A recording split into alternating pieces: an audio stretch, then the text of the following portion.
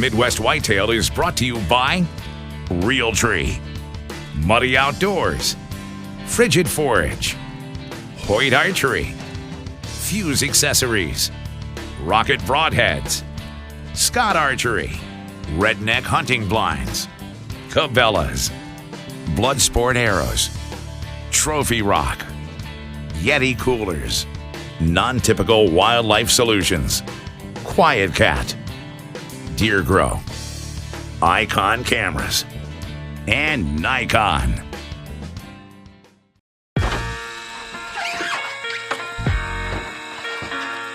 Welcome to Midwest Whitetail. On today's episode, I'm going to go out and start pulling cards from the cameras that I put out back last weekend.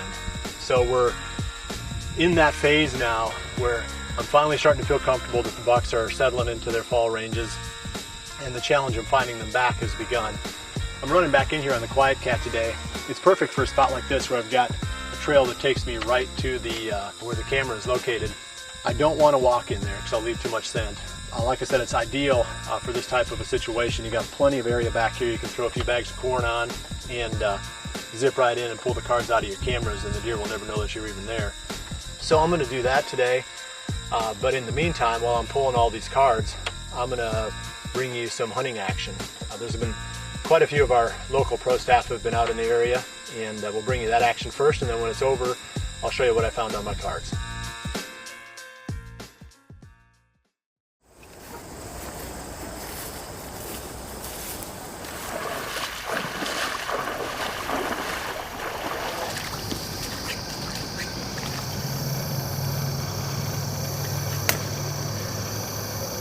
The main deer we're in here after tonight is Mr. Funk, and it seems like every year he's the first one to freshen up this rub.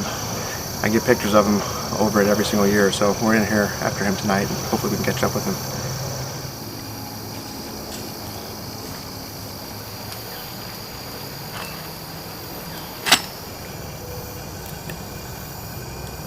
Saturday, September 19th, opening day of the urban hunt. Jared and I just got in here about 30 minutes ago. It feels good to be in the tree. We had a cold front come through yesterday. Right now it's a northwest wind, and we're set up on the edge of this bean field, and our scent's blowing back over this big ravine behind us. Got a couple good bucks in here we'll go over later, and I'll take a shot at anything. You know, the point of this hunt, it's an urban hunt. The point is to control the deer population, so the goal is to shoot as many does as possible. In the past, this is, well, even still is, earn a buck tag. I shot 8 does last year, which earned me this buck tag. This is the first year that we can start the season with a buck tag. Once October 1st rolls around, we get back to our farms outside of town. You know, we're going to be focusing a lot on my new farm that I just purchased. Got a lot of really good bucks out there. Really excited to bring you guys those hunts as well. So as I mentioned, I've been a part of this hunt for about 6 years, and I've managed to harvest 3 different bucks. A couple good ones. This year, my primary target is a deer that I've had, this is my 4th year of pictures. I have a shed off of him from 2012 as well as 2014. I call that buck Mr. Funky. So when I first got him, he was pretty lopsided.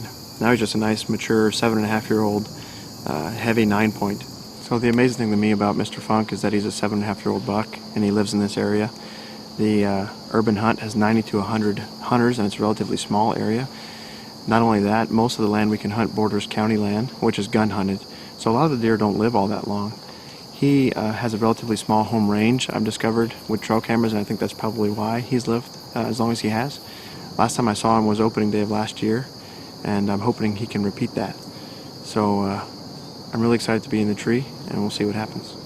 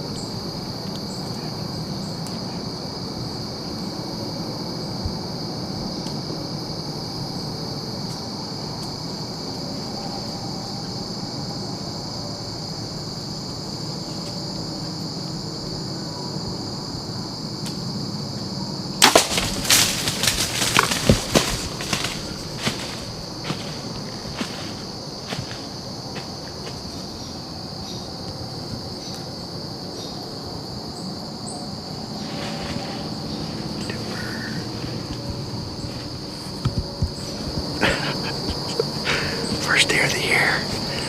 She made that a little easy on us. The wind's kind of died down. I think the thermals are kind of going back into the field because she caught us at about 40 yards. She didn't really know what was going on. And then she turned and slipped up the field edge here for a little 5-yard shot. So, heart shot her. She ran out to 40 yards and fell over in the field. Pretty excited. First kill of the year. Well, we've got her back to the truck here, all cleaned up. It's a good first hunt of the year. For the next couple of weeks, we're going to be just focusing on harvesting does here in town, and if I get the right weather or daylight pictures showing one of my mature bucks moving, we're going to move in on them. Thanks for watching Midwest Whitetail.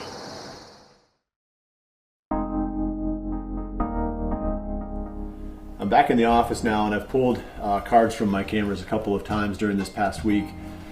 And I'll talk about that here in a minute, but I wanted to give you an update on how the hunting action has been in this part of the Midwest over the past few days.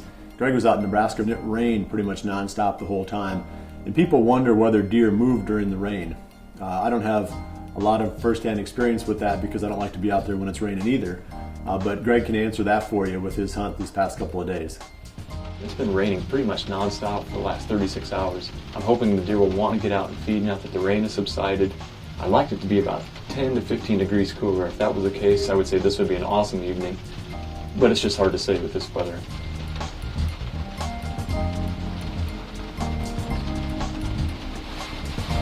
Well, I'm just about done for the evening.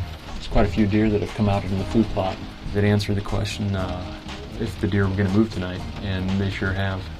And they continue to keep coming out, so it didn't seem like the rain stopped them. So even though it wasn't a very action-packed couple days here in Nebraska, it was good to get out and just enjoy God's creation. Finally, Aaron has also been hunting in northern Missouri, and they're finding the same thing that just about everybody is. The deer movement is pretty slow, and a lot of the photos they're getting on their trail cameras of bucks are at night. So, you know, I'm seeing that quite a bit on the Whitetail Watch part of the website as well. Everybody's reporting pretty slow activity, and it's the time of year, I believe. I also believe it has a lot to do with the amount of acorns on the ground and the fact that deer are spread out. So now I'm going to talk about what was on my trail cameras here over the last couple of days, and it opens up a pretty, I won't call it controversial, but certainly an interesting debate. I've got 2 bucks that are 4 years old that I'm going to show you. The first deer that I want to bring out is this deer that we've nicknamed Lefty. And I've got some pictures of him here. I mean, everything about this deer screams shooter. The only thing that's going to keep my finger off the trigger potentially is the fact that Lefty's a 4-year-old. We know that almost certainly. We got a lot of sightings from him last year. We found one of his sheds. It's just that same 3-year-old. Boy, every time I see that deer, immediately makes me think shooter, but he definitely has a lot of potential. I mean, he's a good-looking deer. So there's no question in our mind that this is a 4-year-old buck. Is he a shooter? You know, that's the big question, and I brought that question up on Whitetail Watch, and I also mentioned it in one of my blogs on the Midwest Whitetail website. You know, it's going to make for a great debate, and it already has. There's been a lot of people that have weighed in on whether or not this deer is a shooter. You can go to the whitetailwatch.com, or you can click right off the Whitetail Watch page going to midwestwhitetail.com and just click on my profile, and you can see the discussion there. There's been a lot of people throwing their 2 cents worth in on this deer, and I've been fairly undecided about it. I'm gonna go through my rationale on this buck, but first I'm going to show you another one that's also 4 years old. This is a buck. We haven't nicknamed him. He's just a really solid 10-pointer. We've got some pictures of him last year after the season, and we felt like he was probably 3 years old then. He looks good looking at you, but you know, he's got some age to him. You know, he's at least a 4-year-old. He could be a 5-year-old, but you know, we're going to call him 4. This deer didn't grow from last year to this year. If he did, you know, maybe he grew 5 inches. So to me, this buck is way more of a shooter than Lefty. And it seems counterintuitive because you'd think the bigger one, if you're going to kill 4-year-olds, kill the bigger one. Well, you know, what we're really looking for is the potential of the buck. because we love to see what they look like the next year. If they look the same the next year, it's kind of boring. Granted, it's exciting to have deer like that on the farm, and we're happy to hunt them, but it's not nearly as fun as when you've got a deer that can really blow up and be a jaw dropper. Even if we don't get a chance to kill him the next year, it's just fun to see what they can grow into. I pretty much feel like this 10-pointer is going to look pretty much like that for the rest of his life. So we're going to try to get this buck, even though he may only be 4 and he may be 5. He's definitely going to be a target for this season. Again, it seems like a strange sort of a debate to have, where your bigger deer at the same age class is not a shooter, but the smaller one is. It just has to do with the genetic potential of the deer. Lefty jumped probably close to 40 inches from last year to this year. This buck maybe jumped 5 inches, as close as we can tell. I'm probably going to let Lefty go another year. I guess when it comes right down to it, I don't want it to be a game time decision, because I know what I'm going to want to do. If I leave it open when that deer shows up and I see something like this walking towards my tree stand, I'm going to be grabbing my bow.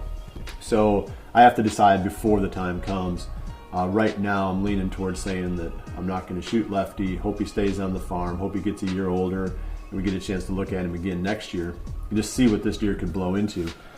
Well, if you've got an opinion on this, and I'm sure almost everyone does, pop into the Whitetail Watch website, and like I said, click on my profile, and you can go to that discussion. And I read every single one of those, and I appreciate all the comments that people have made there, and it does help me to understand kind of my own thinking on it, and I get a sense of really where everybody's at out there, and and I appreciate the fact that not everybody has a chance to pass up deer like this, and I run the risk that the deer is going to leave the farm and get killed too. But it's still a worthwhile conversation to have. So check it out on the Whitetail Watch. And if you haven't been on that site, that thing is starting to blow up now. Lots of activity there. People giving updates all the time about what they're seeing, what they're shooting, what their hunts are like. And that's the beauty of that part of the Midwest Whitetail site, is you can really get a lot of up-to-the-moment updates on what's taking place out there. So I appreciate you joining us this week. I'm going to have some more trail camera pictures to show you next week. We're going to have some more hunts to show you. Hopefully Drew gets out and takes a crack at this 10-pointer. So we'll see you right back here again next week for the next episode of Midwest Whitetail. And remember to always dream big.